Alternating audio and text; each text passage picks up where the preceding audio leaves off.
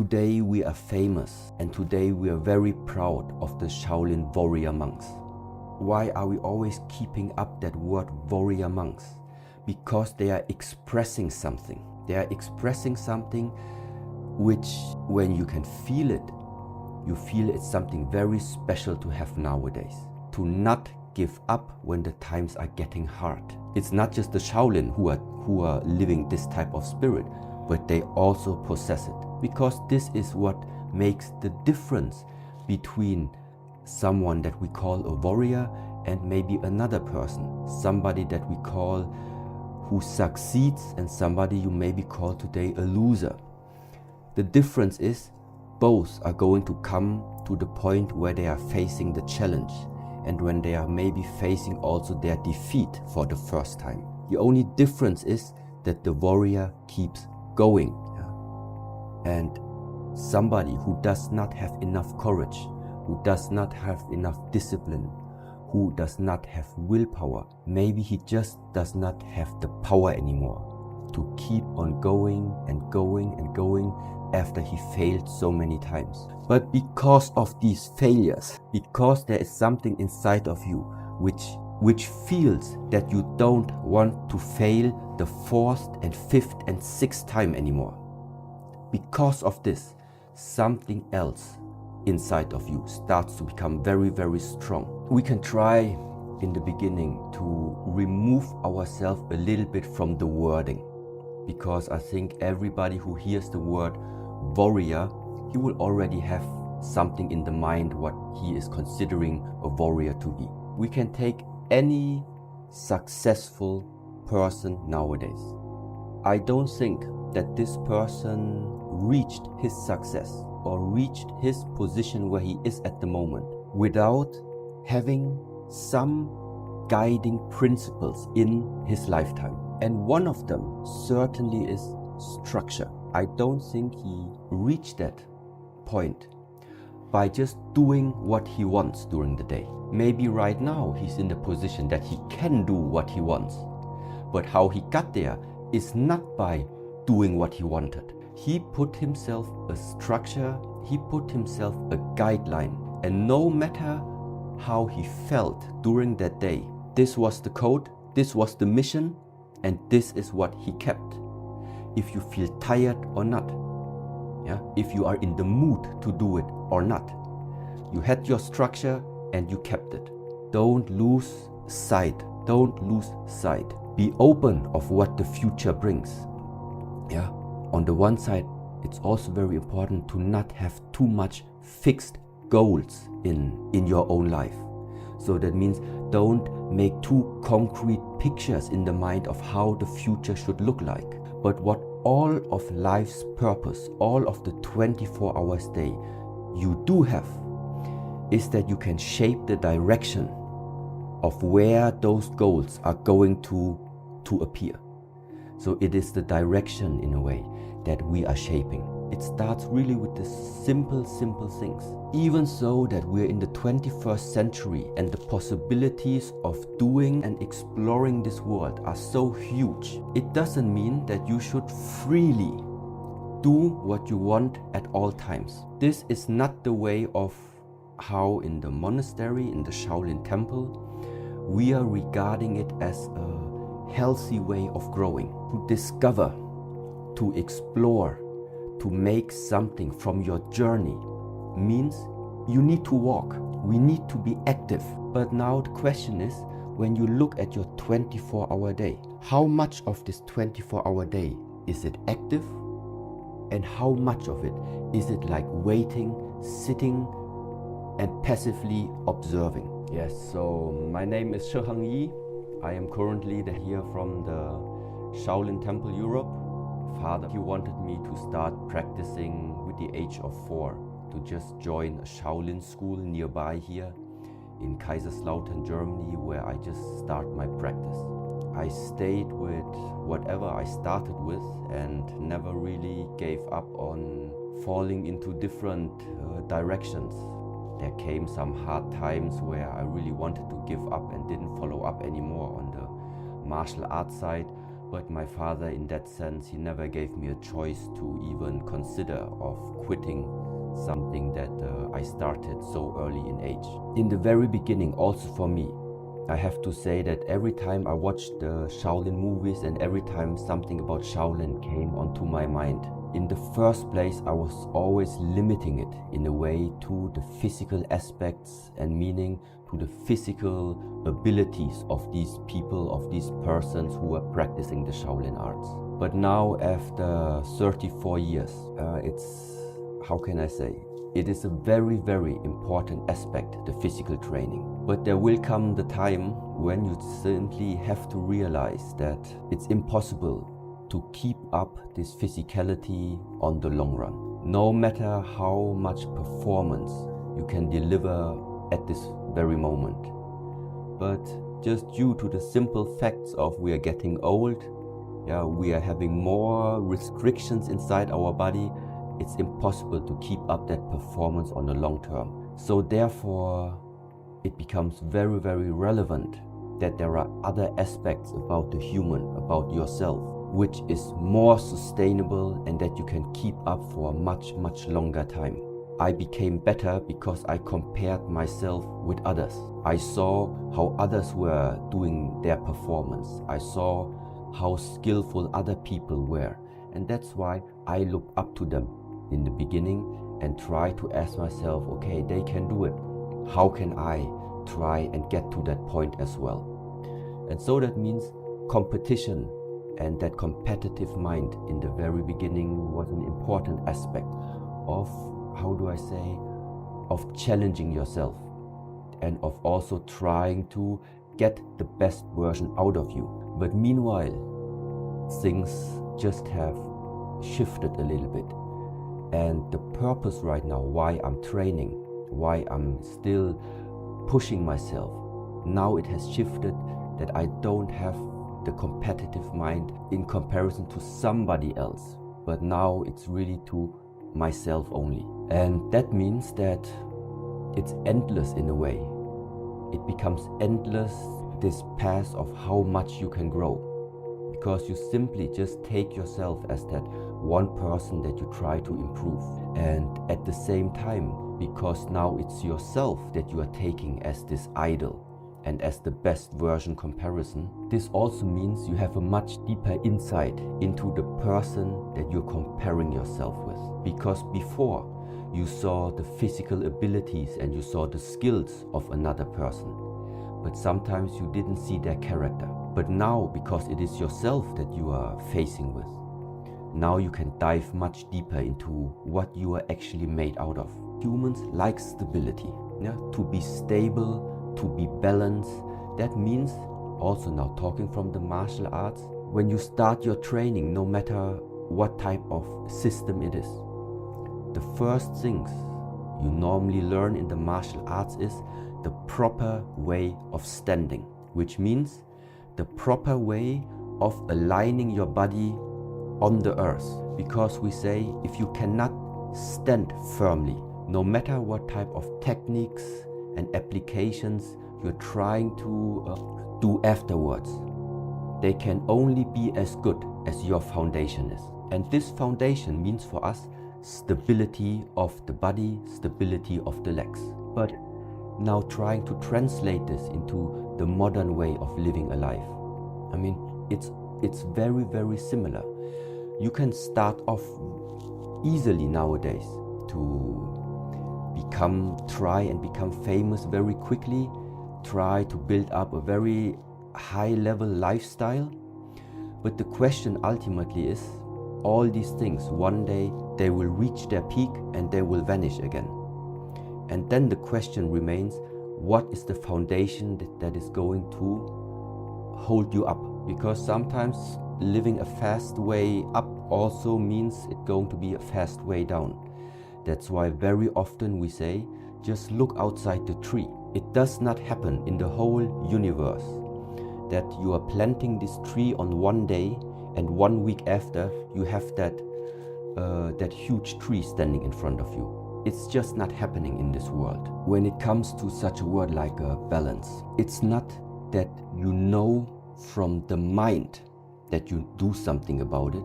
It is because you can feel that something needs to be done. It's like if you try one day, maybe when you have a child, and try to explain to him how to ride the bicycle. You can tell him, in order to ride the bicycle, you need to learn to be perfectly in balance. So the left side of your body and the right side, there must be 50-50 of weight distribution. Front side, back side, 50-50. It doesn't matter how long we are going to explain it to the child. You know that the child understood what balance is in the moment where he can ride the bicycle. Because then you know he just discovered something. Now he has it. And the same is like now for us. So that means now it's not the bicycle that we are riding. Now it is your life. It is your life. It is the things that right now are happening in your life. It is the amount of how many bad messages, let's say, are you receiving at the moment. Yeah? How is your sleep at the moment? How is your appetite at the moment? How is your general mood at the moment?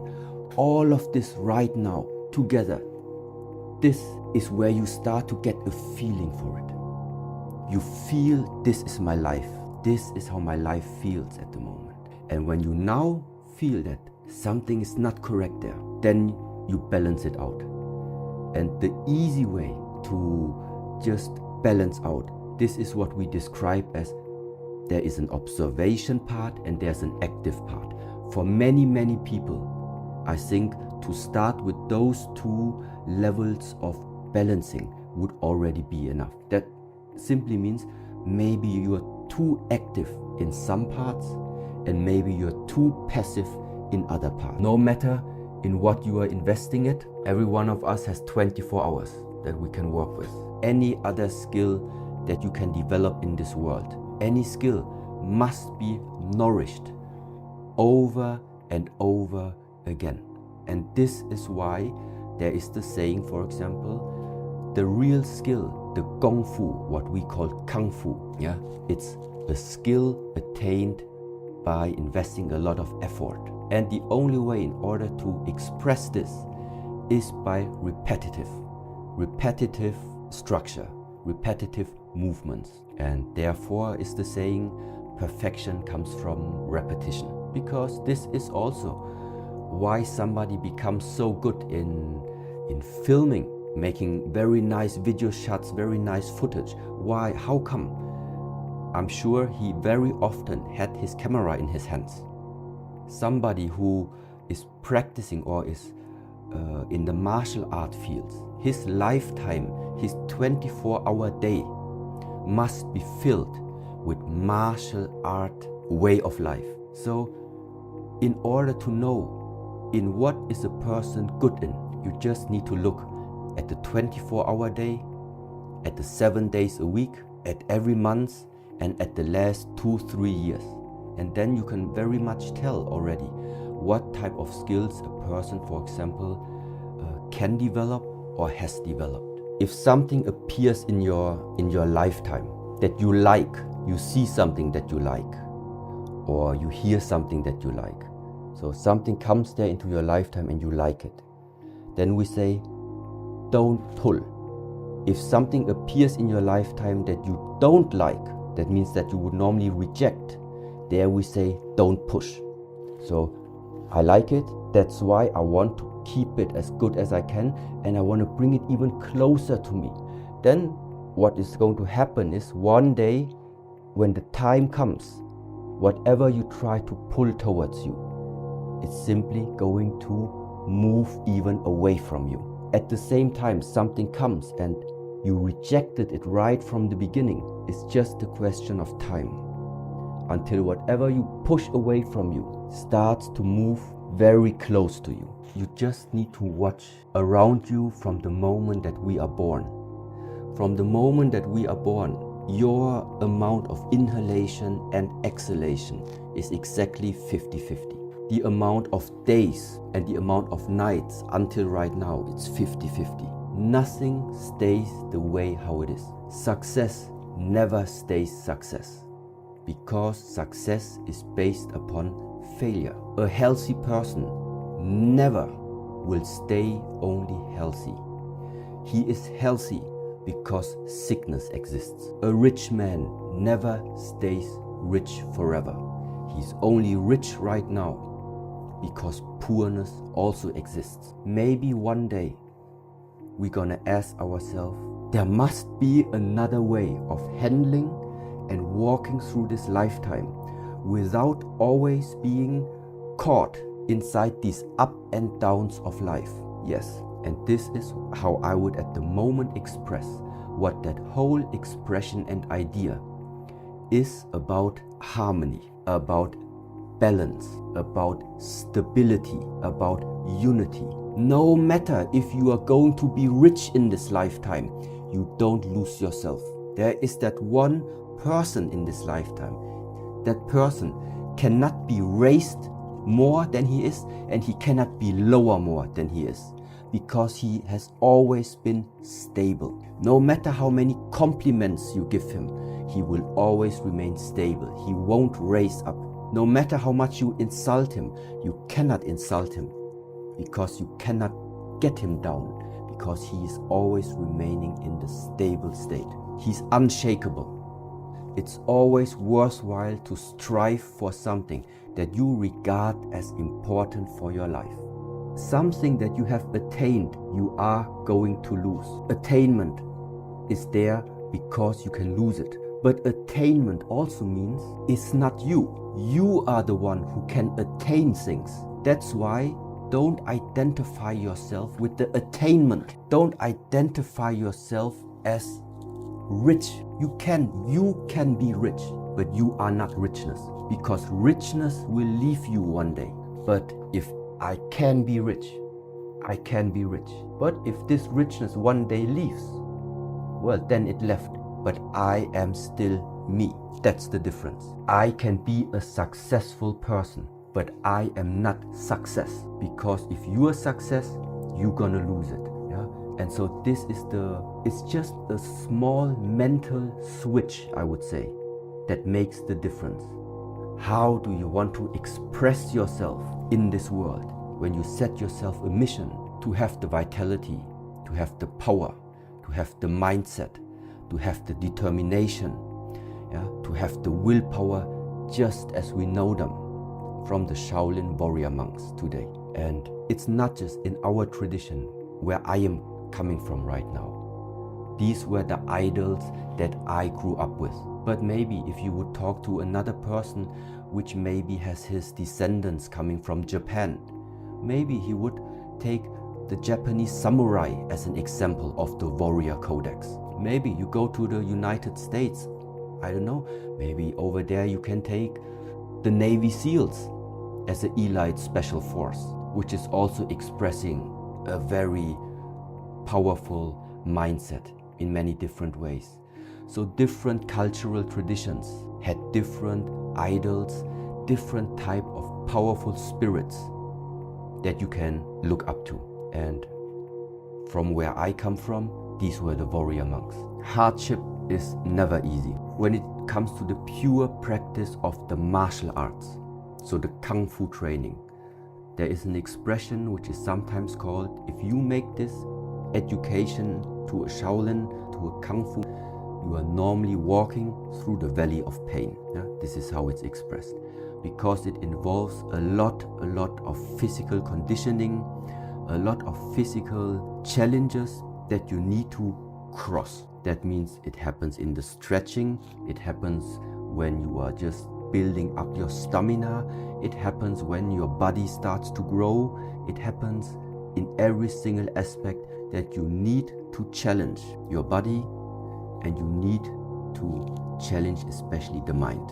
So this is the one side of it. But by far more difficult is really to decide how committed are you to really do something about your life. I realize you go higher, you go even more alone, because nobody is willing anymore to invest their energy in going higher, because it's becoming more difficult. They say, it's already okay here. Why you still want to move up there? It's getting more dangerous, whatever. So that means along this way, the higher you want to go, the more likely you're gonna walk alone. This is the next thing. Along the way you walk the way alone. Repetition, repetition, repetition. Waking up and thinking too much about what to do today. You don't even reach the state of being able to immerse into your daily life because you're still in figuring out 24 hours a day what to do. You're still thinking about your life. Yeah, but thinking is something different than experiencing, than sensing, than feeling life itself. This is why all these methods, stop thinking, meditate, discipline your thoughts. Stop thinking too much. Don't go into the past. Don't go into the future. Be in the present. Why? Because only then it's possible that the mind is free, the capacity is free, and now you can completely immerse into whatever you are doing. And this means you have arrived. You have arrived. That's it. If you want to achieve something serious, you need to be serious. You can't achieve something seriously impactful if you're joking around and if you're losing your focus all the time. So that means setting priorities, knowing when is the time to invest the energy, when it is the time to release energy, when is it good now to recover, when are you really feeling this is now starting to be the limit. These are all very, very fine aspects that only you know. Only you know about yourself. When you lift the weights, only you know. People outside watching, they don't know. If you're going through a struggle, if you're just warming up, they don't know. So that means to continuously integrating an internal dialogue into your practices. The awareness is with myself. I can feel the changes throughout the practice that are happening inside of my body. I can feel if something is blocked. I can feel if there is potential to release some energy somewhere and invest it somewhere else. This is like this whole idea of an internal practice, a quiet practice. And at the end, it is insight. You gain more insight into yourself. What is the result? More performance, more being able to tickle the potential out that is, let's say, sleeping inside of you. But you need to realize what is sleeping. The fact is, you wake up in the morning. I would easily say many people, first thing they do is directly look either on the phone or whatever. It's a common thing. It's not about good or bad, it's about consequence. And if the morning is already starting with your awareness being drawn out to something which is pretty irrelevant on the long term, then of course the way of how you're living your life is also gonna display upon that. It doesn't matter what type of practice you're doing. It is the way that whatever it is, be aware of what's going on the inside. Use this outside movements in order to get inside. Use all of this because of the repetition, because of the consistency that it is happening every day. This is why it's possible for you to watch deep. If circumstances are changing every day too quickly, it's difficult to find something stable about it. Something is always about yourself. And if you want to be yourself, well, you're gonna challenge and face yourself. And this is happening alone. Somebody told me, in case I feel like in dark times, you are not alone. If this room is completely dark, I am alone. Even if somewhere behind there, I see a spark of light. I see a spark of hope, which is behind there. Yeah, but for me, experiencing here, there is still the gap of darkness in between me and the spark of hope. So around me, for me, it's dark. And I don't have anybody left and right from me. So, and in this picture, meanwhile, I really think that to build yourself up, to have a certain amount of, let's say, responsibility for yourself. This is why I'm emphasizing all the time in all of these years, make yourself strong. Make yourself strong. We all want peace, yes. But here, in our place, we not just want to have peace. Peaceful and strong. This combination I prefer better. Listen, if from the 24 hours a day, you are like sleeping 8 hours and you still have then the rest of 16 hours to invest in something. If from these 16 hours, you are spending 10 hours sitting there thinking about how nice everything was a few days ago, well, it's just blocking you from investing these 10 hours in now starting to do something now or planning something that you want to put into place later. Emptying the cup is so helpful because it also applies to information flow at the end. Flow of if you want to learn something new. It's just not appropriate to go to a teacher, visit any seminar or any workshop when you already have like a preconditioned mindset or preoccupied mind while entering into new territory. To understand new territory, you have to become part of the territory. Along the way, you walk the way alone. You can't bring your own ideas and values, what you think, into a new territory, because this is in a way limiting what is possible to penetrate into you. It's constant filling up, emptying the cup. Filling up, emptying the cup. Doesn't mean you are not learning or that you're not growing along the way, because this is what the cup is doing. The cup is growing by doing so. But it is the content. It is like you read the book and after some time you get the content of the book. Latest after reading the book 10 times, you understood the message from the book. But now it's possible you put away the book.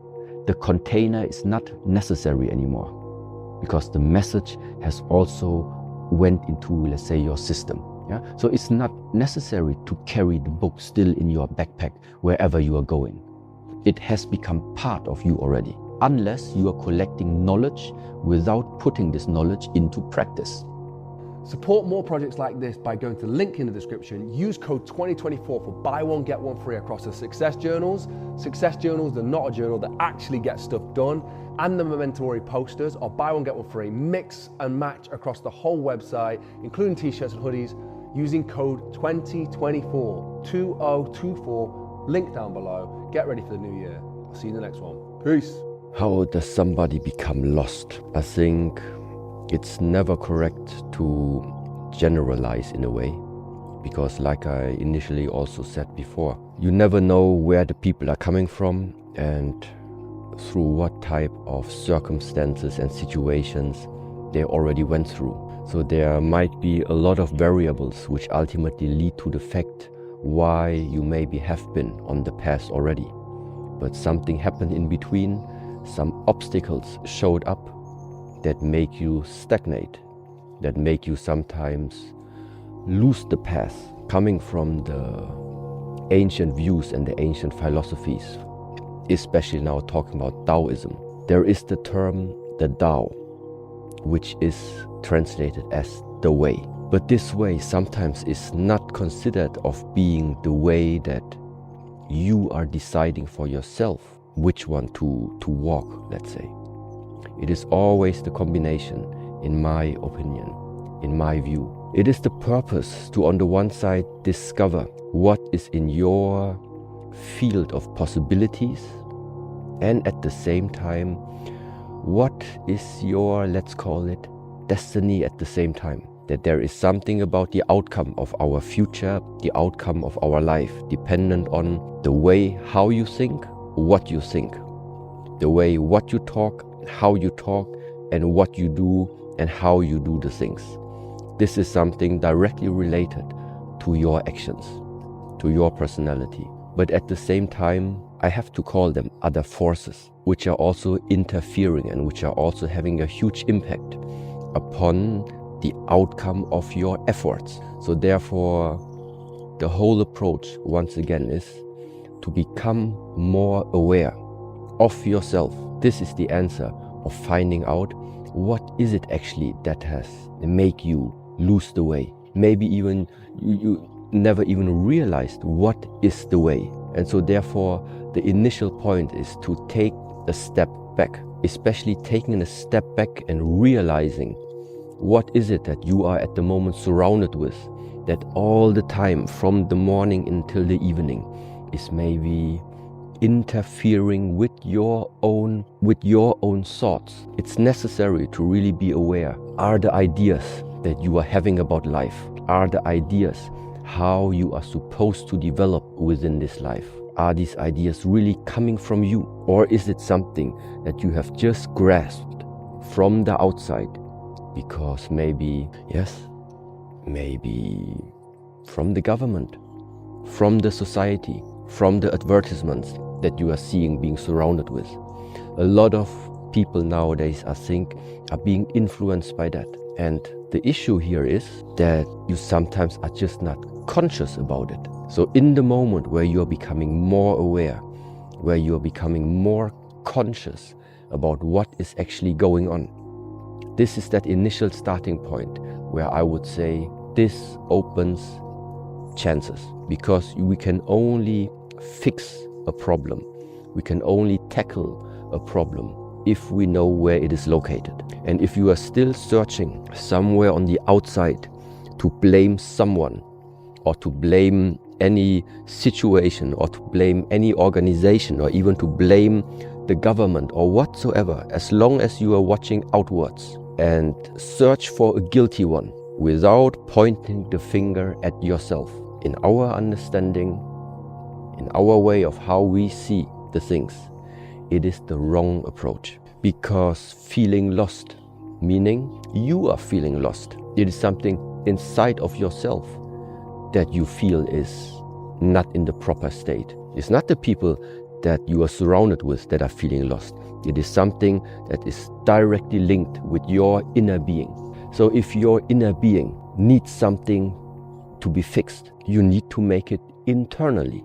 You need to make it inside of yourself. Of course, it can mean that your inside at the moment is still being triggered many times by external circumstances. But that is exactly dependency that we want to get rid of. Because as long as your internal being is so strong connected to external circumstances, you are not going to find the peace, and you will especially not find the proper ways how you are able to find your own path. I think it is a very, very difficult endeavor, let's say, to try and walk through this lifetime only by yourself. It is something extremely helpful to either have close friends, to have a brotherhood, to have a community, to have people that you are surrounding yourself with, where you are feeling that there is something you have in common, or what we also sometimes call where there is resonance between you. And sometimes you meet a person, and if you are aware enough and you start your conversations, you will feel that maybe the way how that person is behaving, the things this person is talking, there is something that is resonating with yourself. And just by taking this word resonating, resonance means there is something getting into the same wavelengths, something getting in the same swing, in the same frequency as what you already are carrying inside. It is similar like, why do people have different tastes when it comes to music? Why are there some beats you like to hear, and they are like music for your ears, but other type of tracks, they are hard for you. They are more like disturbing maybe for you. And at least my theory and my understanding is that because there is something from the past maybe already that you are carrying inside of you, you are starting to remember something. Remember that you maybe heard these sounds before, that you were maybe in contact with these type of frequencies before. And so every time when you feel there is something where you quickly come in resonance, it could mean that you are just starting off to remember a place where you have been before. So you are just starting to continue from that moment on. On the other side, it doesn't mean that if you are witnessing something and you're not in resonance with it, it also doesn't mean that there is no possibility in there. Because everything that is unknown to you, everything that in the moment is disturbing to you, that is in a way a challenge to you, like we mentioned before, these are also chances. But right now, when we are talking about somebody feeling lost, somebody not knowing what is my own path, one way of, let's say, starting a journey is to just start by socializing, start by getting to know different people, talking with the people, and figuring out if there's anything during those conversations where you directly feel that is something I'm resonating with. Because if these ideas at the moment don't come from you, that's not a problem. But then we need at this moment in time, maybe just some additional support from the outside. And all humans are the same. On the one side it's right, on the other side it's not right. All humans are the same and all humans are unique. Somewhere along these humans, there are people you are resonating with. So you are definitely not alone along this path. But to give up and think that you are a lost case, there are no lost cases. Unless you give yourself up, then it is lost. But if you for yourself keep that spark inside of you and just try at least and find someone else that is on the same wavelength, I think that is a chance that there is something being transmitted and transferred from generation to generation, even if it was not our choice in a way, which goes for biological features that we have, but at the same time also goes for knowledge, spiritual development, energetic development. And so when I talk about a place or something where you're resonating with, resonating means something is getting into the same frequency. So in the moment where I'm in a situation and that situation has a certain frequency and I feel I'm getting in resonance with it, what it means for me is there must be something inside of me that already has memorized these patterns of that movement, let's say. So that means I must have been there before. Something about me must have heard, must have felt that type of situation before. And if this is the case, then I cannot tell you if it was from this life, if it was from another experience, but it's out of question that I must have been there before. Elsewise, it would not suit that example of talking about resonance. It is similar like that word feeling comfortable. Or when we now just switch, maybe a little bit different topic, but comfort zone and leaving the comfort zone. I think that we are becoming comfortable with all of the things because we have repetitively already spent time with them. The first time you are experiencing the cold, it's uncomfortable. The more you train it, the more you practice it, the more you expose yourself to the cold, I think sooner or later you are getting a little bit more at ease being in the cold. Meanwhile, also to the point where you maybe even feel comfortable outside in the cold. The same is like you're not feeling comfortable speaking in front of an audience, in front of a crowd. You practice it, oftentimes you repeat this same pattern, and then sooner or later that stage fever maybe disappears, and at the same time you're becoming more comfortable. So comfort is very often related to the fact you have already experienced, you have already went through a certain amount of times. This is why you are feeling comfortable in that situation. Vice versa, what does it now mean if something is making you uncomfortable? You are feeling uncomfortable, or you are facing the fact of being uncomfortable. That just means you are reaching a borderline. You are reaching a limit that you until now have not yet crossed often enough. Why do I think it is necessary to cross the lines, to cross your own limits and lines from time to time? Because elsewise you will be stuck in your own limited view of what you have experienced already. If you are living a comfortable life, it only means you are continuously staying inside a field of what you know already, either from this life or you just have not proceeded yet from let's say, past generations. So every time you are crossing that line, every time you are expanding that border, you are expanding that limit. For me, this means there is some growth. There is some new discovery, because what you are doing is you are bringing light into a space that before that time was a space of uncertainty. It's uncomfortable because you don't know the outcome of what is going to happen if you cross that line. That's why it's uncertain. That's why people are afraid of uncertainty. But there is only one way to find out and make uncertainty become knowledge. And that one is through experiencing it. After you do it, then you know. People ask me in the type of trainings, yeah, so for what should I now stand half an hour in that position? What is it good for? Why should I breathe like this? Why should I breathe like that? Why is the finger positions like this? Why is it like this? Why are there so many different things? You just can't explain it by words.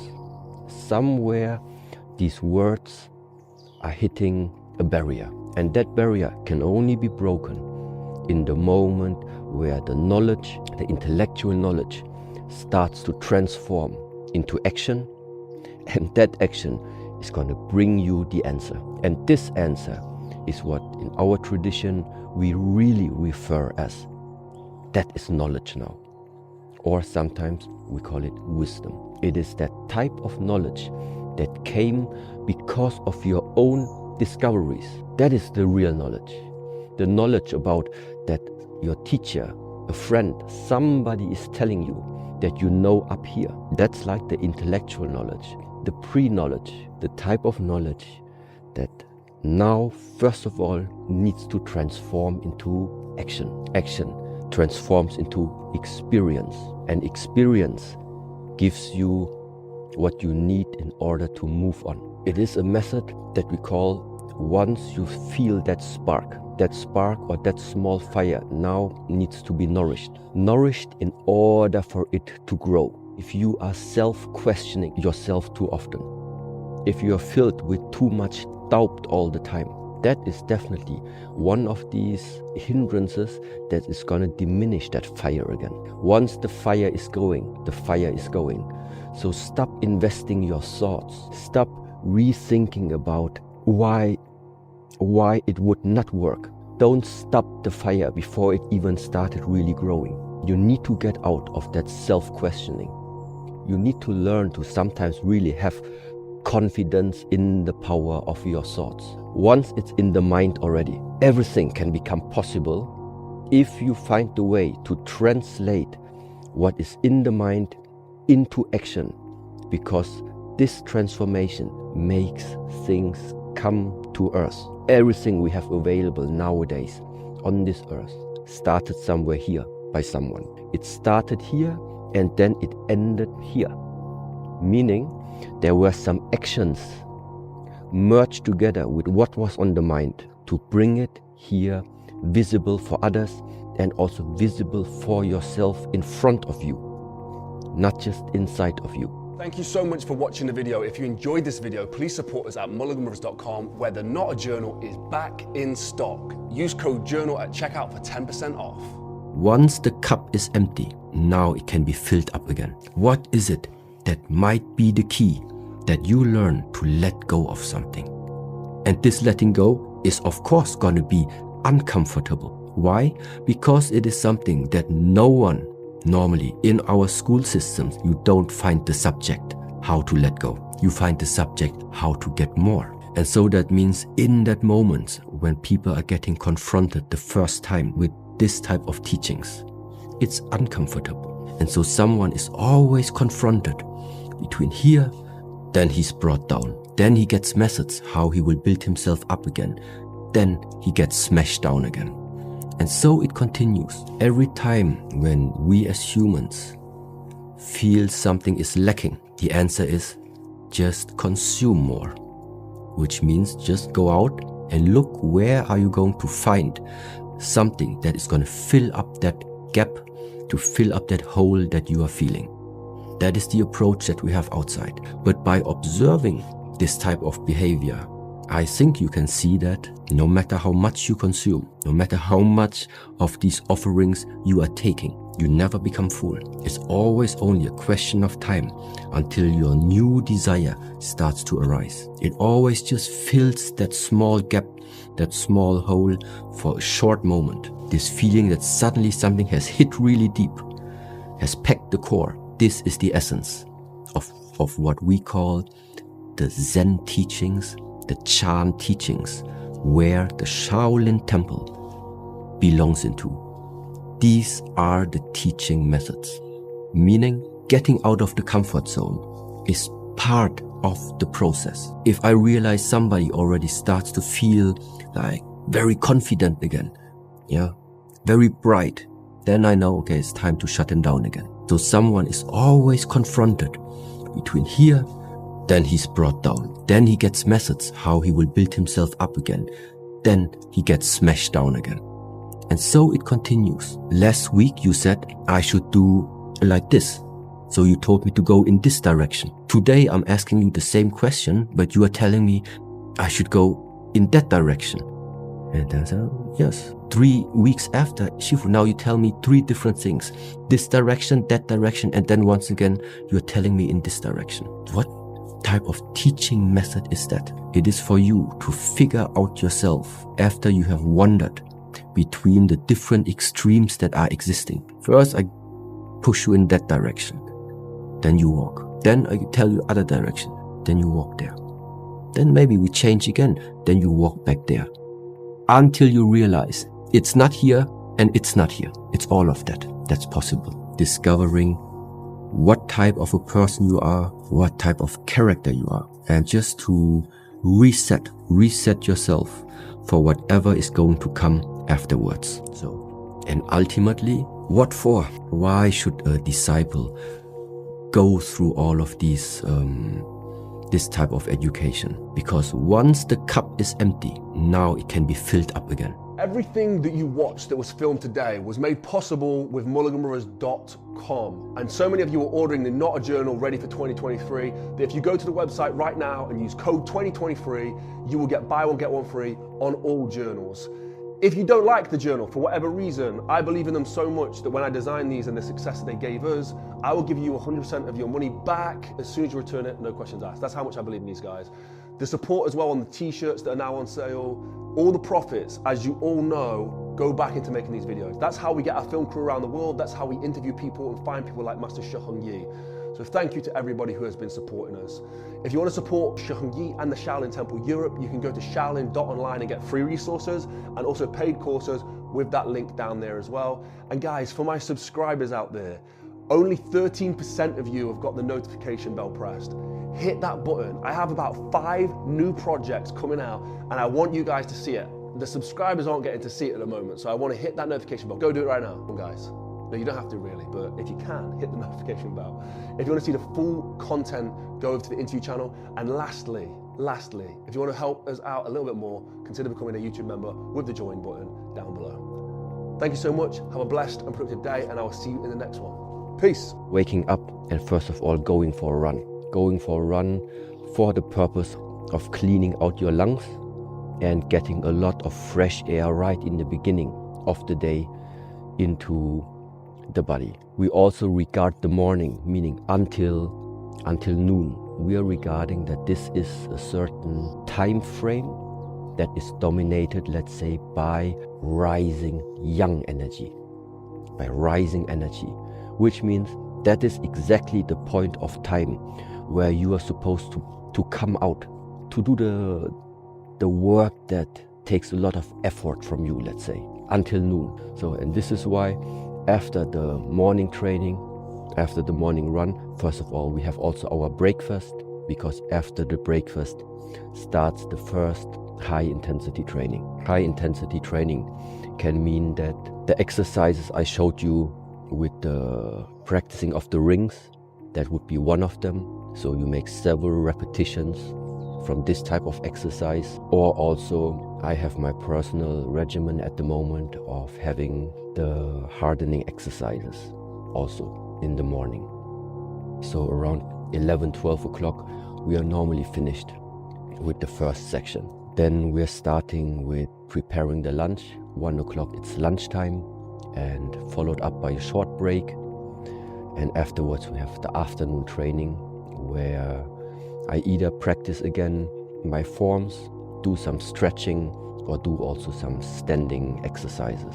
The more methods you are starting to discover, you are gaining more knowledge, you are gaining more methods, but at the same time you feel like you don't have enough time to even practice all of this. And this is where now my understanding goes, that there is the saying, it is impossible to Kung Fu in one lifetime. I can understand somehow where this idea is coming from and what does it mean, Kung Fu. And there one teacher used to say, practicing Kung Fu is life, and life is Kung Fu. So if you Kung Fu, it means it's life.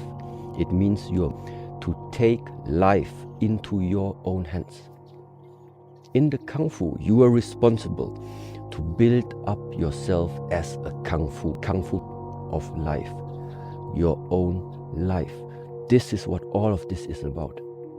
And sometimes one lifetime is not enough to get all the tools in order for you to know how to fix everything that this life is throwing at you. And this is again where then the idea comes from, that every lifetime we need to use in order to make us grow, in order for us to learn something new within this lifetime. Because if you believe in it or not, just assuming it would be like this, the knowledge you are gaining in this life period, you're gonna get as a new nice package for the next time you come back. Which means you don't want to waste that lifetime right now doing unnecessary stuff that does not bring you forward. Why not? Because in case you come back, you're gonna face the same issues again that you did not solve in this lifetime. The first arrow always hits. That first arrow always hits means there are certain things, like sometimes words or an insult. Somebody is insulting you, it's gonna hurt. You're gonna feel that it's like just hit your ego, for example. The same goes for the physical exercise. In the moment I hit whatever material that is, I feel the pain. It's not like, it's important to understand, it's not that something is numb. It's not that like I don't feel any sensation anymore. I feel the pain. I feel the insult. But what now the Buddhist teachings say is, make sure the second arrow doesn't hit. And the second arrow is the one that oftentimes you are shooting at yourself. Because after the first one hit, you are crying about being hit. And that means if I feel the pain and I try to, let's say, avoid that pain, or I suffer because of this pain, that is something that directly with my mind I try to avoid. So instead what I do is I realize, I observe what is this sensation? What is it that I call, that human called pain? What is that sensation? How does it really feel? So what is it? Is it sharp? Is it dumb? Where exactly is it? Where is the starting point from it? How much does it radiate? And so by observing this, I can detect, I can feel that there is something collecting, let's say, around that area, or even trying to collect and condensate in the mind. And then you learn to release. Even if this is loud, but during the exercises, I feel the pain, I release it. What starts to tense up, I use my mind to do the opposite. What starts to cut into the ego, I directly make the opposite of releasing it. And it is this interplay. Something comes, you release it. More of it comes, you need to learn to release deeper. So that means the more you practice, the deeper your level of relaxation, the deeper the level of your ability of letting go becomes. And then it will always be just like, it's like an interplay. The pain is there and you release. pain level number 1, you can release. Then comes pain level number 2. In the beginning, it's still difficult, but you learn, you repeat your releasing, and then suddenly you realize, okay, now my ability has become good enough that even pain level 2 is released. Then comes number 3. Why? Because you start to hit harder, or you start to hit more often. And so this is also like in that process, the step-by-step approach, let's say, to get used to it. And like I said, once you went over a certain limitation, that limit is done. That same pain doesn't come anymore. You went over it. You have overcome it. And if people are insulting you for this type of translation now, you learn to not let it attack or even move your ego. In the beginning it's hard, but future insults, you will just feel they don't move you, because you already have the ability to release. And why would you ever let somebody else take away your life quality just by insulting you? That is exactly what this is about. If you do not take charge about your own internal way of cultivation, there is too much out there that can feel like an insult. But none of that is worse, that you are like wasting your lifetime for it, feeling bad about it. Thank you so much to Shi Heng for doing this video. If you want to support Master Shi Heng, please head over to shaolin.online. Today's video was made possible at mulliganbrothers.com, the link in the description. You can get the Not a Journal. It is back in stock. Use code JOURNAL at checkout for 10% off. Guys, this is while stocks last. Last time it sold out, and for months and months you guys have been messaging us, getting on the waiting list, asking for these things. So these are back finally. Thank you to everybody. Whatever you try to adjust, you have gathered an understanding for it. You have made it become a part of your perception. And because it has become a part of your perception, a part of your life, let's say, that's why it's one with you, that this life will end in the way how you know it. That sometimes is enough to recalibrate you in paying more attention of where you are investing your lifetime. This is for sure something true. And that is another week of my life gone. That was a good week. And remember, the only thing that exists is this unmarked square right here. That is the present. So don't worry about this because it's gone, and don't worry about this because that will come when it comes. And as the Stoics say, amor fati, love your fate. So when this comes, you just have to love it, and it helps you accept the challenges of life and use them for your advantage. So, memento mori. Welcome back to the Everyday Stoic. I am William Mulligan. The following is a talk I had with Shi Heng of the Shaolin Temple Europe. We cover topics such as memento mori, amor fati, dichotomy of control, and we talk about Stoic figures such as Marcus Aurelius, Epictetus, and Seneca. It was very interesting hearing thoughts on these Stoic principles and how they intertwined with his own personal beliefs and philosophy. I hope you enjoy. What tea do we have? This time you wanted oolong?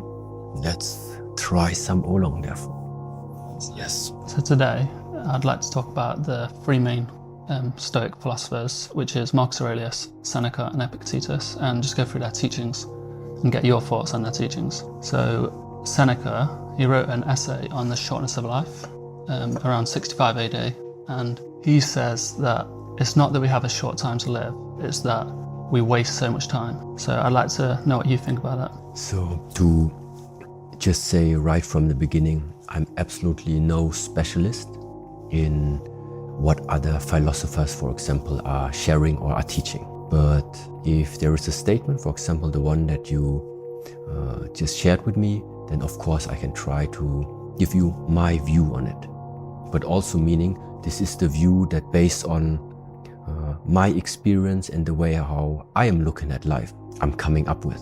So that means there might be other Buddhists, there might be other people coming from another tradition who see it differently.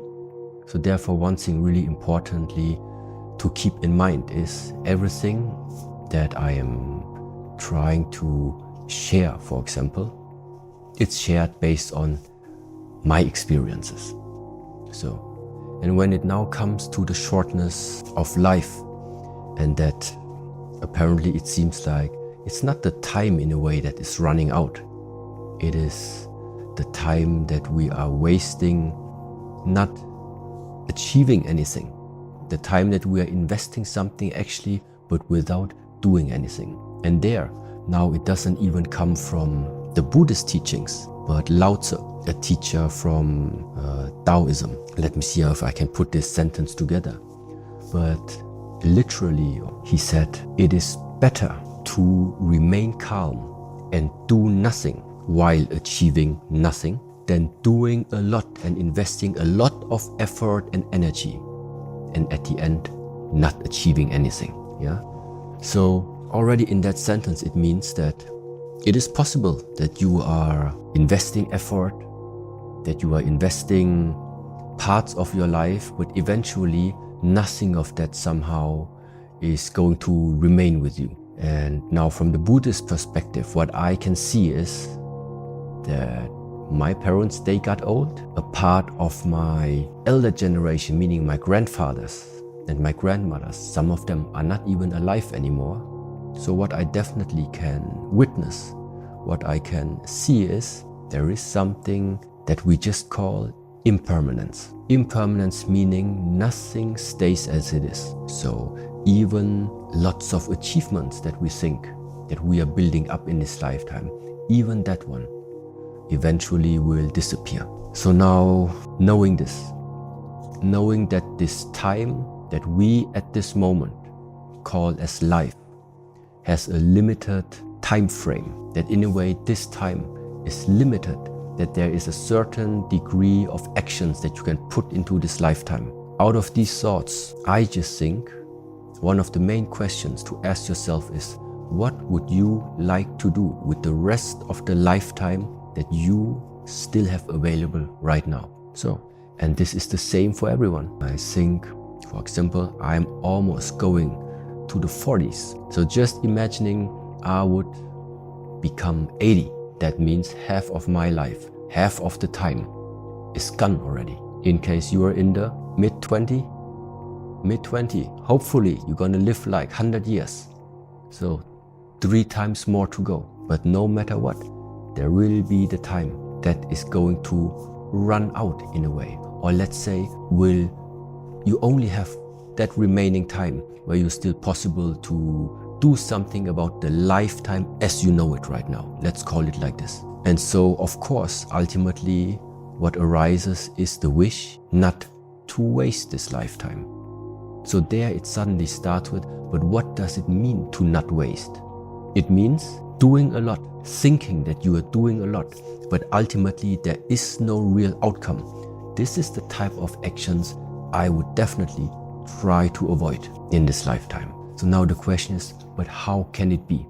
So how does it actually happen that people are doing a lot of things, but ultimately maybe you really come out with nothing in your hands? That can only mean that something in the way of how you handled life and how you handled your actions is not in alignment. It's either not in alignment with what you are wishing, or it's not in alignment with what this life is wishing for you. So in order to not waste time, number one is be sure about your intentions. This is something I have in my hands.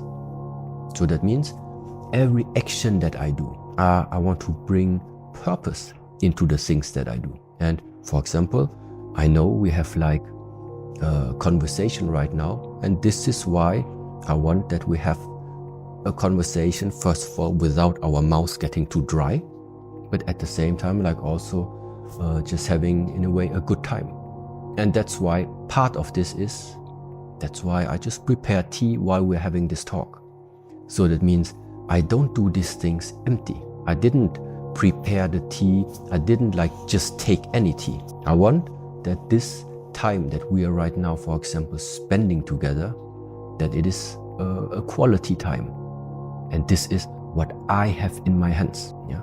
So, and this is for me that expression of how do you bring value, quality into your lifetime? Well, you need to fill it up with that quality. And what is it that is determining the quality? It is the intention, because this intention is creating that quality. Yeah, I hope somehow that makes sense, but like these are like the thoughts, at least when I hear it,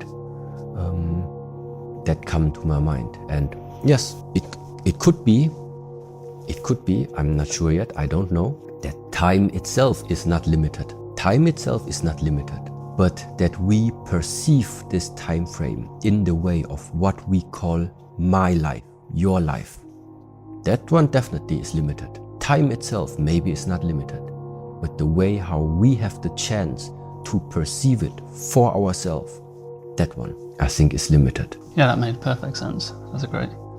The next philosopher is Epictetus, and he talks about the dichotomy of control, which is the understanding of the things that are outside of our control and what is inside of our control. And he says that we should not worry or stress about things outside of our control. So I'd like to know your thoughts on this control. Let's take the word control, for example. Sometimes if I talk too fast, it also flops out of my words that I use control. But if I properly think about what is actually meant, I would rather replace it by adjust. And why is that? Because if you are controlling something, it still means that that's something you are trying to control is not a part of you. It's not a part of you because you control it. So we're talking about like two separate areas. I am here and this is what needs to be controlled. If I'm talking about adjustment, then what I mean is whatever you try to adjust, you have gathered an understanding for it. You have made it become a part of your perception. And because it has become a part of your perception, a part of your life, let's say, that's why it's one with you. And if it is one with you, then it is something that we can now adjust. This is now just because of the wording of the control. And now this idea of outside world, inside world, outside influences or outside adjustment or outside control and internal adjustment. There was a time when I used to travel quite a lot here to different countries, visiting different, let's say, mainly businesses it was.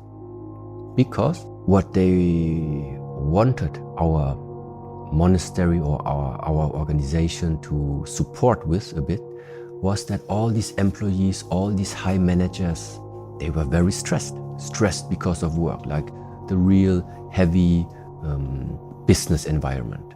So they asked us, so what is our advice? And sometimes when we went there, we asked them, okay, write please on a piece of paper, what is it actually that ultimately is stressing you so much? And so people always, we had that small survey, and so at the end we had a collection of a lot of different things written on the paper. What are the stressors that in this business world, for example, is stressing them? Yeah. Sometimes people say it's the traffic jam in the morning. Sometimes people say it is the deadline. Other people say it is the colleagues at work. Other people say there is the construction site next to my office, yes.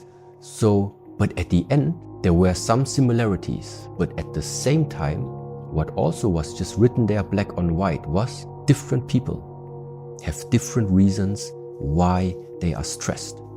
That is the one conclusion. So what it means is, it's not correct to say that the traffic jam is stress. No, the traffic jam just triggers something inside of you why you feel stressed. Because other people are in the traffic jam, they don't feel stressed. Other people receive a message, they don't get stressed. Another one, he receives the same message, but he gets stressed.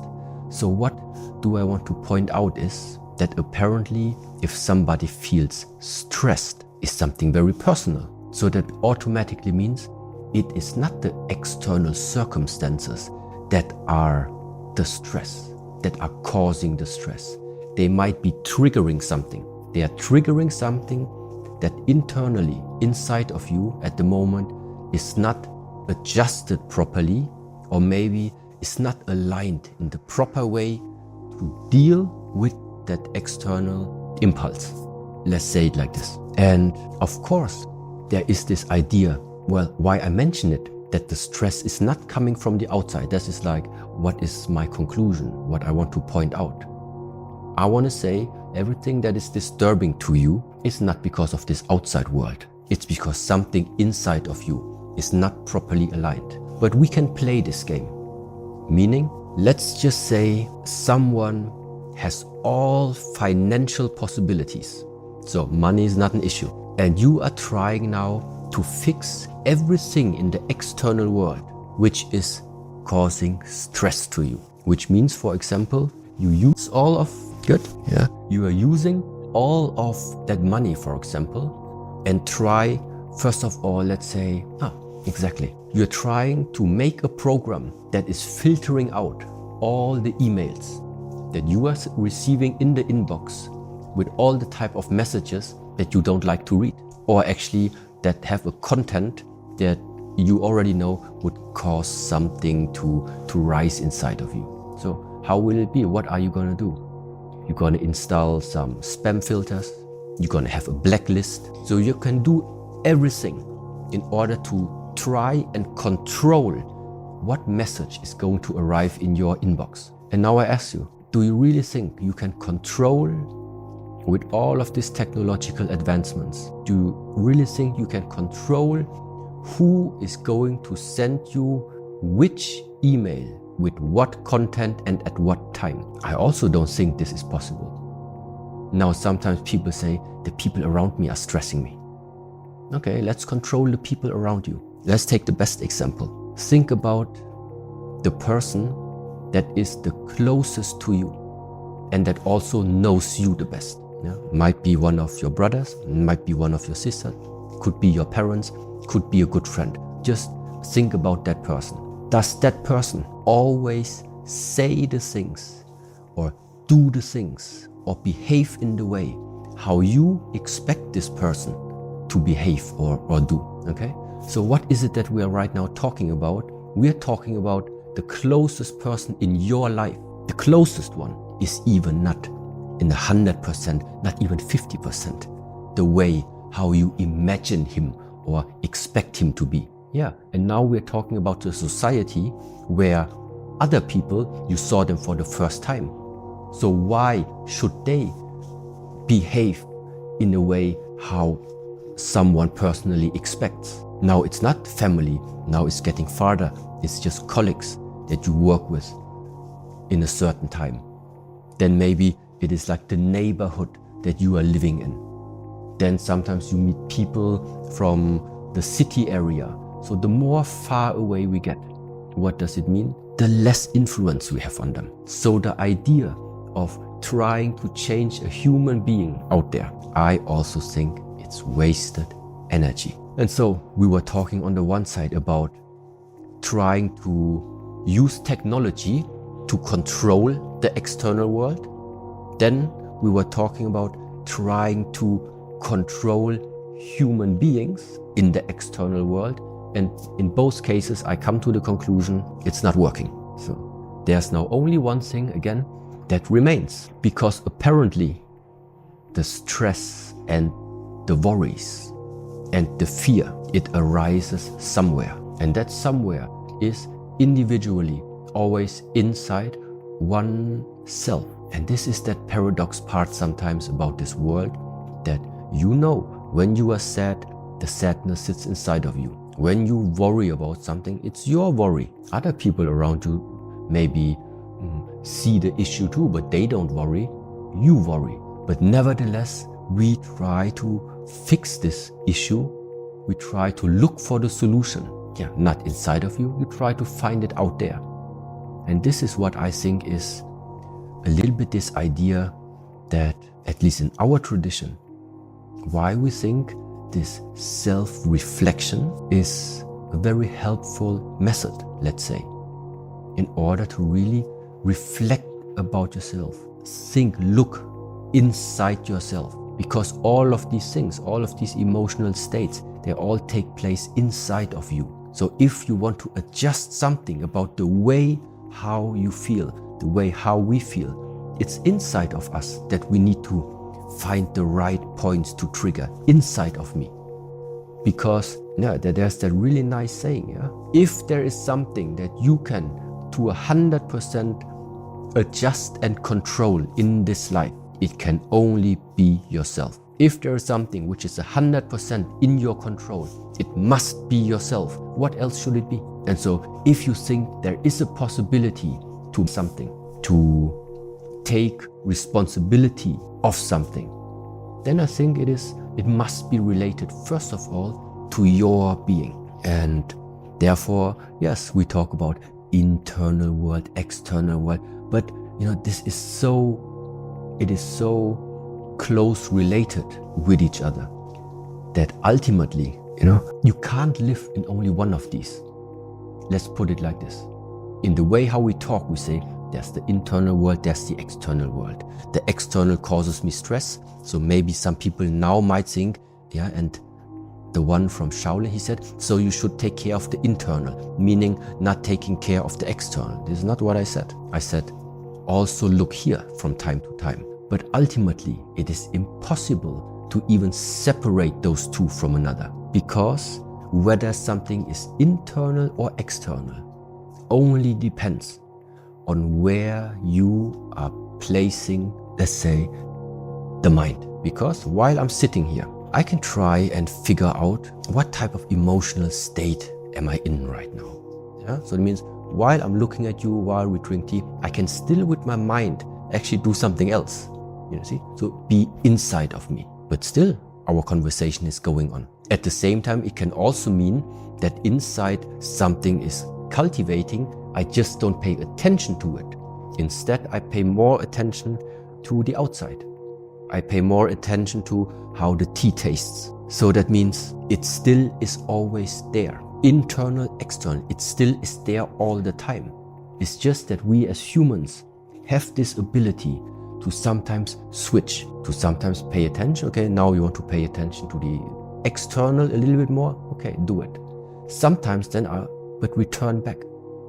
Now the external, you let it stand still, you move internally. And then you find the balance that what you have on the inside reflects one-on-one on the outside.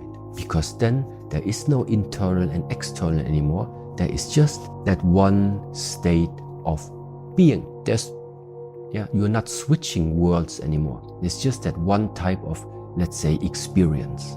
And this is something that can be practiced. But in order to connect, you first must know what is there existing that can be connected. And that is an external world and an internal world. How would you practice that connection? Getting the connection between the internal and the external? Now, before already, maybe the people don't know, but when we did a little bit, when I showed you some of the training practices, there is something you are doing externally, let's say, of touching that back. It's an external movement. It's something people on the outside can see. What they could not see, what only you know, is how does that what you do there is connected to what you feel in there, what comes up inside of you. Yes? And this is already one expression of there is something you do externally, but it is affecting you on the inside. And no matter what it is, even if you start riding a bicycle, in order to ride the bicycle, you need the sense of balance. There is something that you are doing on the inside. The question is, are you aware of what exactly it is you are doing it? And so that's why we say there are so many different methods how to cultivate and how to slowly start establishing this type of connection. Also like doing only kitchen work, cutting vegetables. Also this, because how I say it, if you would have closed eyes, you know when the knife is touching the vegetable, because it goes hand in hand with a perception of feeling. You know when it's touching. So let's just imagine you're really concentrated. You know when it's touching. And so now, at the same time, you know now how do you properly cut. So you maybe slide a little bit to the front and then you do that one slide. Closed eyes. So what does it mean? It means that there is something where you connect feeling with action. Internal sensation with movement. Internal sensation with movement. This is what we mean when your internal energies are aligned with your action. Yeah. Another way, and yeah, very typical now for this tradition where like we are coming from is what we call Qigong. Qigong is that method to connect internal and external. Because, for example, literally translated, that word of Qi, many people sometimes try to translate it as energy, which is not wrong, but another very simple expression of Qi is just breath. The breath, the Gong, standing for exercise or for work, for exercising, for working, for increasing some skill. So Qigong is breath work, simplified. And why do we say that breath work helps with the connection? It's because our breath is the only thing in this complete universe that is literally traveling always with every breath from inside world to outside world. Because the air, the oxygen comes from there and comes in and is then inside of you.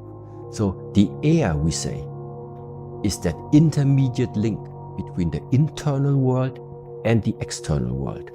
This is why then on a later level, sometimes people become spiritual and say Qigong is the key, because it is that missing link between the external and the internal. And like I mentioned before in some conversations, this is why there are existing spiritual Qigong practices to build up that link. It was in a conversation I had with your brother about what is it afterwards when this body is gone. Well, the body at the moment is a carrier, is a vessel through which this energy at the moment is flowing through. So what happens if that vessel falls apart? I don't know what happens, but if it falls apart, but that amount of energy that you have cultivated is still existing, it might just search for another vessel to get into another exchange of internal and external. And this is why this Qigong, let's say, is something very, very well known as a spiritual practice on the one side, but also to really just simply get in touch with this idea that you want to take more part in this life. You want to engage more in living a life. How do you do it? The easiest way. Learn how to breathe properly. Learn to use your breath as good as you can. Learn from resources that are available and learn the practices that go hand in hand with it. Now, sometimes I really get a lot of questions that are still based a lot like on philosophical level. But at the same time, me myself, when I was in school before, my favorite subjects in school was mathematics, physics, chemistry, and sport. Because chemistry, physics, mathematics, this is not about imagining something. This is you have a formula, and if you put 1 and 1 together, something comes out. If you make it a second time, same formula, same result comes out. So that means, in a way, it's very rational, it's very logic. So that means this type of thinking, that 1 + 1 is 2, it's logic, I can follow that thought, it makes sense to me. I have this inside of me. Which means if somebody comes up and gives me a philosophical question or a philosophical opinion, I think about it, but I really try to get the part out that somehow has to do, let's say, with fantasy world, imagination, illusion. Yeah. So, and why I mention this is because this Qigong, just think about, from the moment on that we are born, our lungs start to breathe. Inhale, exhale. Until today, our lungs never made a mistake. You have never inhaled one time more than you have exhaled. So that means our lungs already keep a certain rhythm. Looking at our heart, the heart keeps a certain rhythm. This earth never stopped turning. The moon never stopped turning. So one thing I can see is circular movement, repetitive movement, reoccurring movement is part of the world we're living in. And at the same time now, if I think about, okay, people mention Qigong, which is breath work. This breath work is very close related to the quality of life. The more Qi you nourish, the more Qi you have, the more energy you have, the more you can do with it in this lifetime. And now I switch back and think, okay, Qi, breath, oxygen, breathing. And now you just look at, you look at our oven down in the basement. If we want to create more heat, if you want to create something more than it is right now, it's not just we need more wood, we need to open the valve more, that more oxygen streams in. If you maybe heard about how people are, let's say, trying to increase the performance of an engine, it also means somewhere along the line you need to have more air intake. More air plus more fuel injection, or however you put it in there, that equals more performance. And so for us humans, it means you need to eat, you need to breathe that amount of necessary air inside of your body, and then the process of creating energy that you then can make useful with your body, then it can start. So you can see all of this Qi and energy as something like philosophical, esoteric, but for me it's just like real. It's very logic for me. So, and this is one of my special moments where I actually don't even know anymore what the question was, but I think somehow we probably covered it. Yeah, you covered the combining the external and the internal. Yes. Made sense to me. So I'd like to talk about Marcus Aurelius, who was the Emperor of Rome. He's considered the last great Emperor of Rome. And he was, at the time, the most powerful man alive. And many people say that power corrupts. So with ultimate power, that corrupts ultimately. But he kept his true character using his philosophy. But they also say that weakness corrupts, in that you're a victim to certain circumstances. I'd like to know how you would keep true to your character and not allow weakness or power to corrupt you. Power corrupts. How do you call it?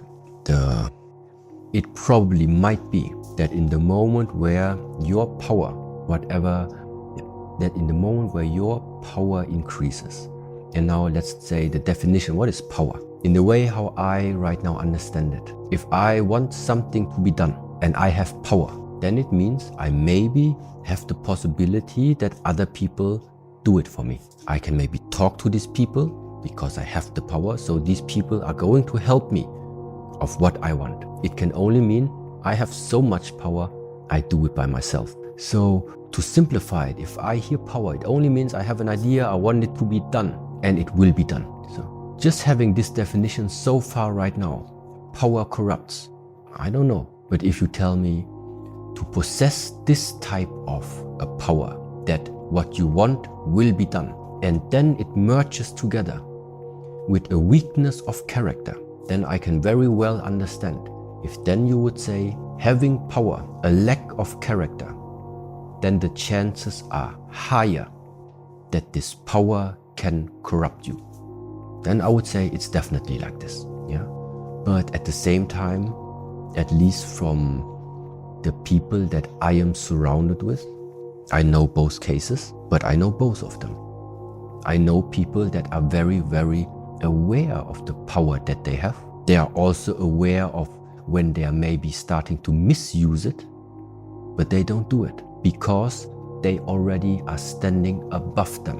They know exactly when that moment is coming, when it's getting, let's say, dangerous in terms of, now you need to be careful to not overuse this power, because you're starting to lose your mission.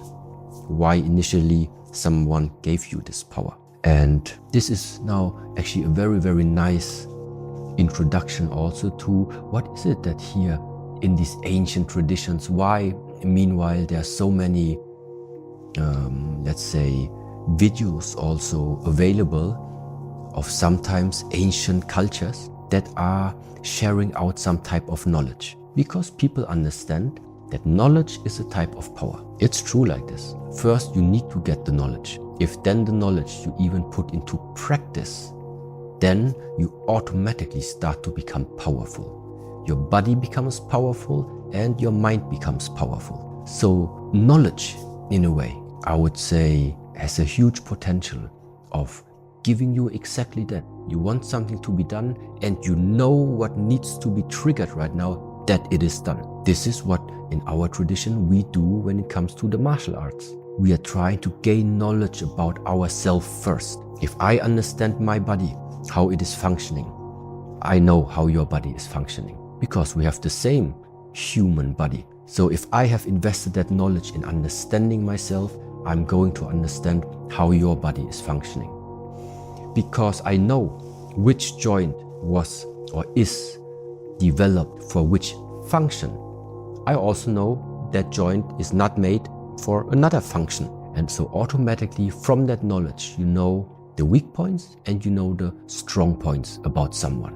And now I'm not sure if I mentioned it in one of our conversations before already, but you know the Jedis, yeah? The Jedis have power, and Darth Vader also has power. They have the same power, but something is different about them. And in an ancient but at the same time modern way, what makes the difference between them is that one possesses power and at the same time has an ethical conduct, an ethical codex that goes hand in hand with the power. And the other one probably almost also has his codex, but it's a different one, yeah? And I think this is what makes the difference. Power itself is not wrong. It's the question, what is the person possessing this power using it for? And this is why here in our organization, in our community, there is that part where you are learning about the martial arts, and there is the other part where you are staying in front of a plastic statue and put your head on the ground. Because this is the part where now literally we are saying, stop dreaming too much, stay on the ground, and now bow in front of the plastic statue. We all know it's a plastic statue. We know that, but still it is our honest way of behaving to still sometimes humble yourself. Yeah? And this is one part of like a small ritual that you actually find in many, many different layers within, for example, this community. I mean, you see, meanwhile, in those days when you were here, for example, I might have some different robes with different colors, but the cut or the let's say the design of all of them is always the same. All looks the same. There's no brand on it, no nothing. All our disciples, let's say, have the same uniform, because this is also one way how we are trying inside this monastery to get rid of this jealousy, that type of jealousy. Oh, look, he has like nice Adidas shoes, but I don't have nice Adidas. I only have Reebok or Nike and stuff like this. Same also sometimes for the hair. So everybody shave the head finished. First of all, it saves water in the morning. Second of all, you don't need the gel to style yourself. Yeah. So this is sometimes really like the functional reason why uniform. Yeah. Because this uniform also always reminds you again. Yes, you are special, but also not. Yeah. Because if you are only special, from beginning, growing up always special, everybody regards you special. So then I think it's dangerous. Then I think it's dangerous to then when you feel you have power, to become overwhelmed by it. Yeah, and so what is it that, let's say, I personally do? in order to prevent this, I reconnect just always over and over again and try to see, okay, where are you standing at this moment? What are you doing? What is it at the moment that I'm actually doing? What is my intention? Why I'm doing the things? Yeah. And if there's something that after reconsidering, I say, no, this is not, it's not a pure and wholesome intention, I change it. Yeah. It sometimes, of course, can happen. It can happen that sometimes you are you're doing, and you are like, you think you're in the flow, but then actually you already drifted apart a little bit, like from your initial idea. That's why I say from time to time you need testing. Either testing, are you still on the right track, or looking at yourself, where are you standing right now? So, but that also means that once you see that you are off track, you also need to acknowledge it. And once again, only someone whose character is well established, I think, will be willing to acknowledge when you have made a mistake. So that means staying true with the power that you have, not misusing it. Goes hand in hand with a steady and established character. That's it. So you spoke about an ethical codex, which is quite similar to, what I think is quite similar to the 4 cardinal virtues of courage, wisdom, temperance, and justice. How important do you think it is to have this ethical codex of ethical conduct? If the proper way of behaving within a society would be something that naturally arises, you wouldn't need it. But it doesn't, because meanwhile, we are so many different cultures, so many different nations that are mixing together. And so the influences that we are, let's say, exposed to, it's too high. People have different upbringings, people have different understandings. So therefore, it naturally comes up that, okay, we need something that is established between us as, let's say, almost like an agreement, which is for you personally, that ethical conduct. So that means, I think it's important because it is forming who you are. This is making the difference between somebody who is becoming something because of his environment, the external environment, all these impacts, they have created you. Or you create yourself. Why? Because there is something that you tell to yourself, this is my guide, this is my codex, this is how I want to live this life. And then all these external circumstances, they do not really impact you so much anymore. And yes, so therefore I do think that it's super important to have something like this. I agree. So there's a Latin phrase, amor fati, which translates roughly to the love of one's fate. So it's the idea that no matter what happens in life, either good or bad, that you accept it 'cause it's kind of your fate is determined for you. So you have to be thankful for what has been given to you, either by creator or by nature or by the universe. What's your thoughts on the acceptance of one's fate? Yes. In the moment, let's say, if one of us would win in the lottery, unexpectedly, something like this is easy to appreciate. If we are losing something that we really loved, if something is being taken away from us that we really love, it's difficult to appreciate such a situation. But this is human. That is very, very human. So first of all, I really think that we must differentiate a little bit between what is first of all human natural behavior and reaction to it, and then afterwards there is an underlying there's an underlying story still behind that. And on that behind screen, I do think that every pain that you are receiving, every challenge that you are facing, it belongs to your journey. It is part of your journey. And to acknowledge, to accept whatever life is throwing at you, and still have on the mind that this is like just a test. This is how I used to think for myself. Yeah, I never begged for an easy life, but when challenges are coming right now, and especially when you then realize if you want, you can overcome them.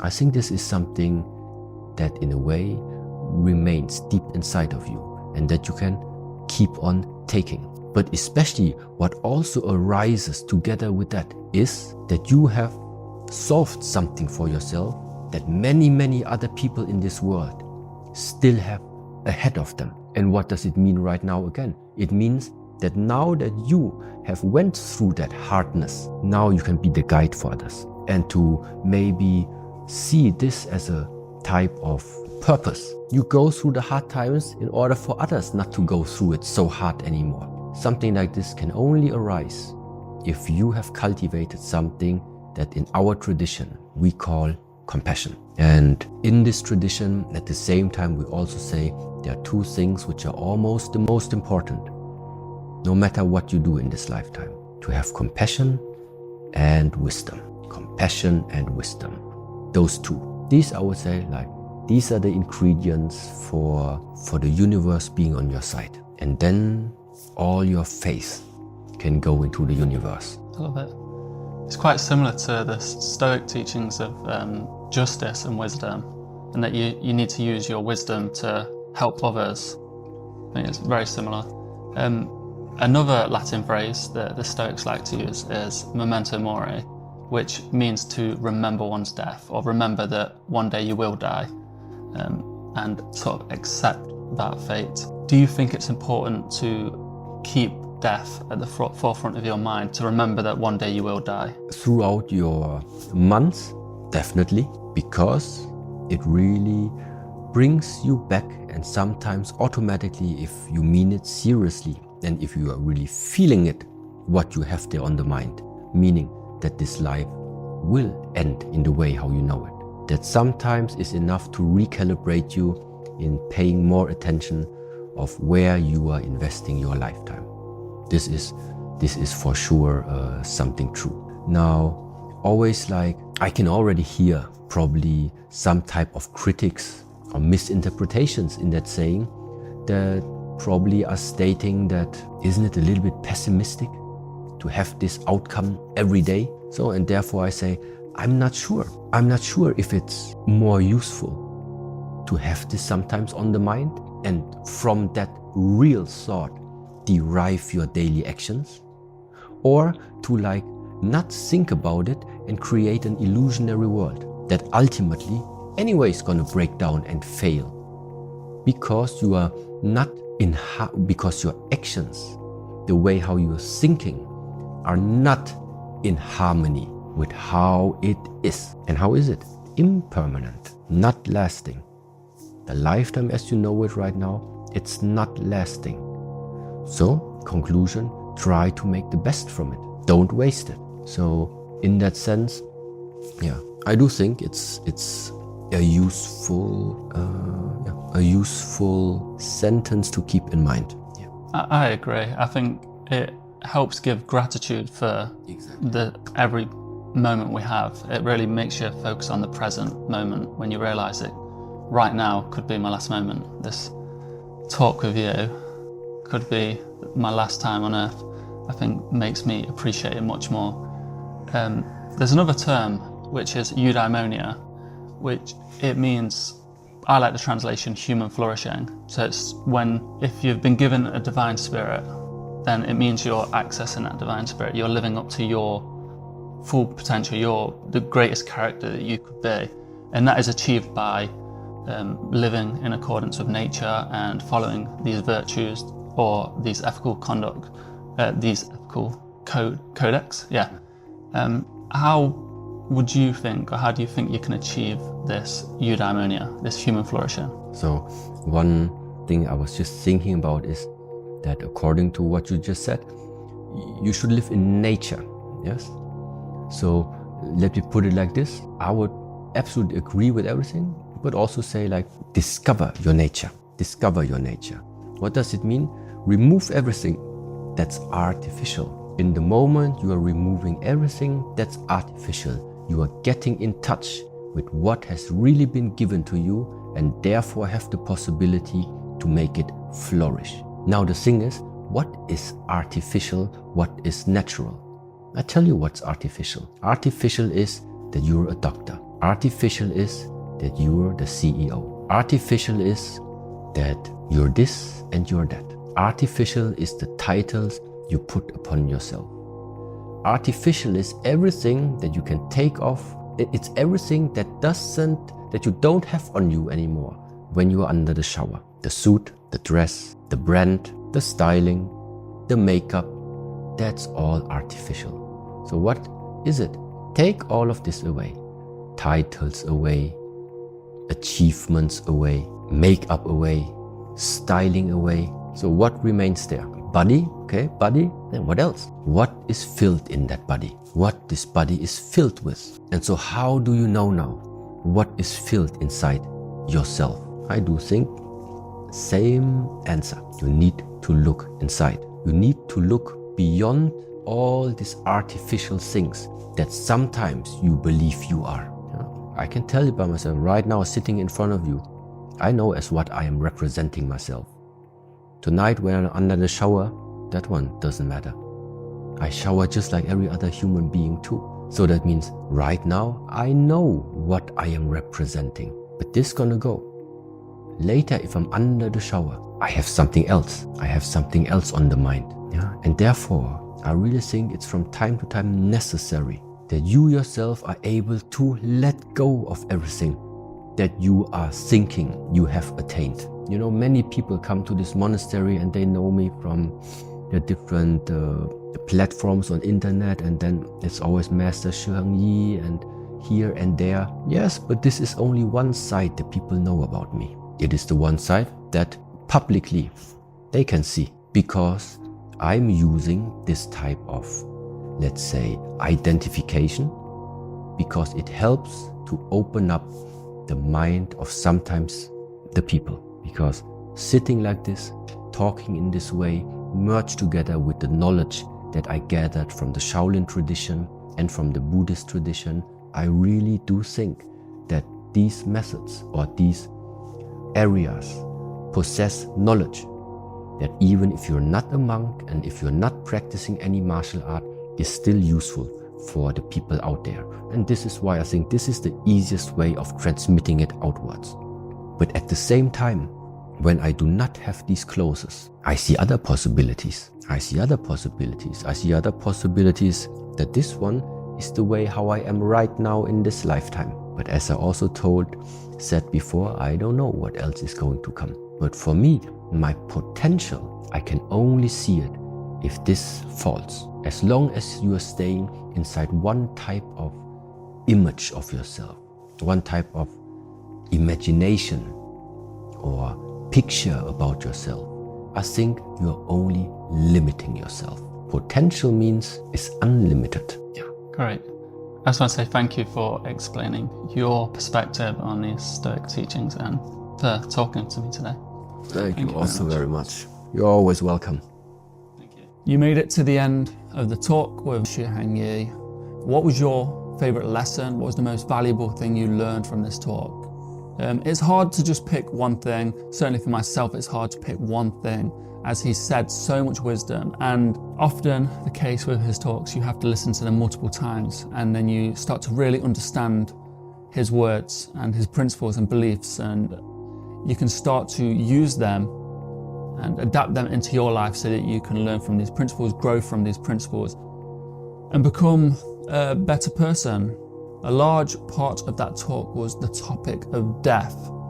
Now, the Stoics say memento mori, remember one's death. It's this reminder of your own mortality that adds presence and urgency and gratitude to the current moment, current life you are living right now, because we do not exist in the past or the future. We exist in this present moment. So that brings me to my next point. I like to use a memento mori life calendar to remind me of my own mortality, and today's video is sponsored by the Memento Mori life calendar, which you can get 10% off on my website with code Memento Mori. It brings me much value to my life. Every week when I fill out one of those squares, it reminds me that my time is limited. And it reminds me to reflect on the time that has gone. Every square you fill out is a week of your life.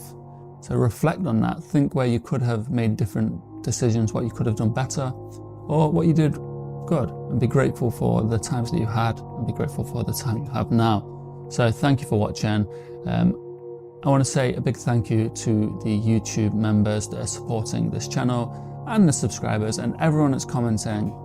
I'm getting so much great feedback on the Instagram and YouTube, so I'm very appreciative of that feedback and kind words from everyone. It just motivates me to do more of these projects, and hopefully I can speak to people like Shi Heng and maybe speak to him again, visit the Shaolin Temple again. But obviously it takes time and money and energy, so I appreciate the support. And like I say with all these videos, if you're one of the very few, I don't know, like 0.01% of people that make it right to the video and actually are listening right to the end of the video, then comment now, N-O-W, because one thing I learned from Master Shi Heng is to be in the present, that we only exist in the now. And it's a Stoic principle, but it's something I learned from his talks. So comment now, N-O-W. I'll understand what you mean, and I'll understand that you made it this far. You're one of the very few that made it right to the end, and I'll appreciate that. And it shows that some people watch right to this very last second. Thank you for watching. Goodbye.